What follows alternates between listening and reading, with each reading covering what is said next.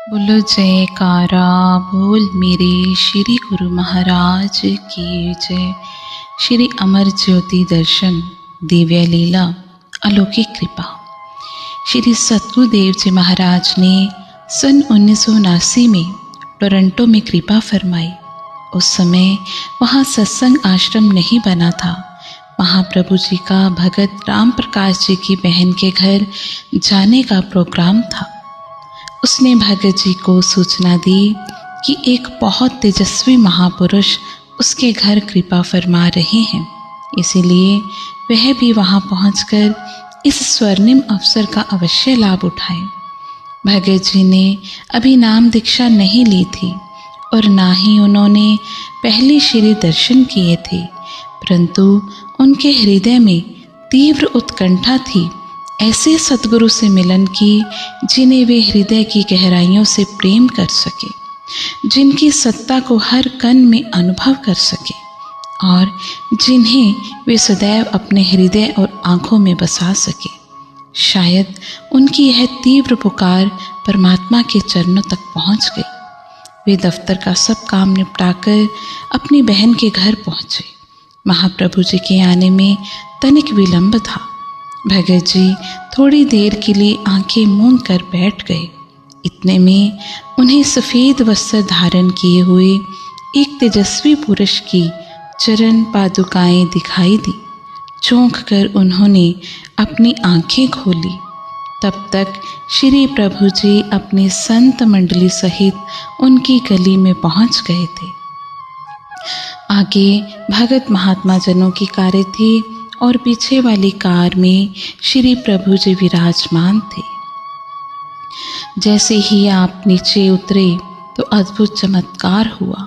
कुछ ही देर पहले जो चरण पादुकाएं भगत जी को दिखाई दी थी, वही हूबहू आपके श्री चरणों में शोभायमान हो रही थी।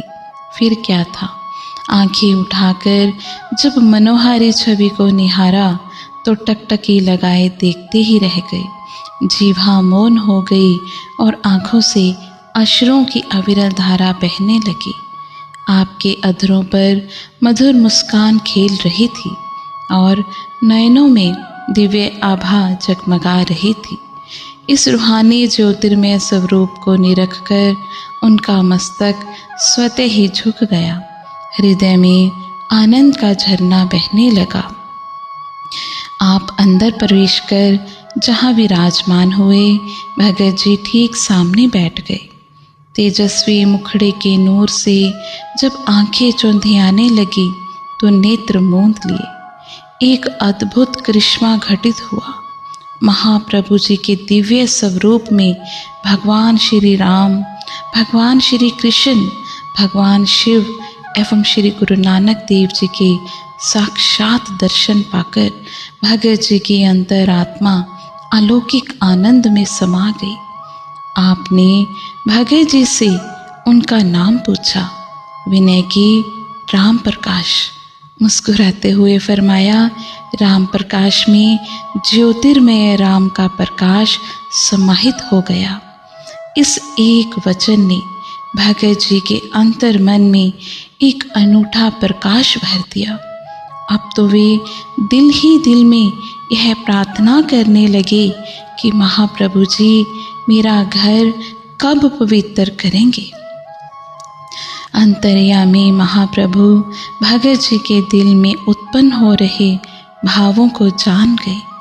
महात्मा परम योगानंद जी को फरमाया कि अन्य सब भक्तों के घर जाने से पूर्व सर्वप्रथम राम प्रकाश के घर चलो। भक्तों को भी वहीं पहुंचने का आदेश दिया। भगत जी की आत्मा गदगद हो उठी। श्री सतगुरुदेव जी महाराज ने सारे घर को पावन चरणों रज से कृतार्थ करते हुए, अपनी अपार कृपा बरसाते हुए सारे परिवार को नाम की दीक्षा दी। कहते हैं कि भगवान जिस पर दयाल होते हैं तो छप्पर फाड़ कर देते हैं, लेकिन जिस पर महाप्रभु दयाल हो जाएं, उसे भक्ति की सर्वश्रेष्ठ और अमूल्य दात से माला माल कर देते हैं।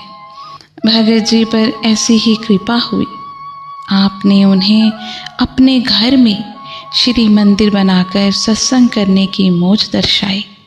श्री आज्ञा शिरोधार्य कर उन्होंने श्री परमहंसों की पावन प्रतिमाएं विराजमान करवाई और शीघ्र ही सत्संग का कार्यक्रम आरंभ कर दिया। आपकी कृपा से संस्कारी रूहें यहाँ आकर सत्संग का लाभ उठाने लगी। आपने जब अगले वर्ष सन 1980 में टोरंटो कृपा फरमाई तो भगत जी ने विनय की, प्रभु श्री आज्ञा हो तो यहाँ एक जगह देखकर आश्रम का निर्माण करवाया जाए ताकि अन्य जीव भी सत्संग से लाभ उठाकर अपना उद्धार कर सके। उनकी विनय को स्वीकार कर आप कुछ महात्मा व भक्तों को संग लेकर उपयुक्त स्थान की खोज में चल दिए, जहां आज भव्य आश्रम का निर्माण हो चुका है। महाप्रभु जी ने यहाँ आकर कार रुकवाई। उस समय यहाँ आबादी का कोई चिन्ह ना था, केवल जंगल ही जंगल था। आपने सारी भूमि का चक्कर लगाया और फरमाया कि हमें यह जगह पसंद है। वास्तव में जिस धरती की पुकार होती है, महापुरुष स्वयं वहाँ चलकर पहुँच जाते हैं।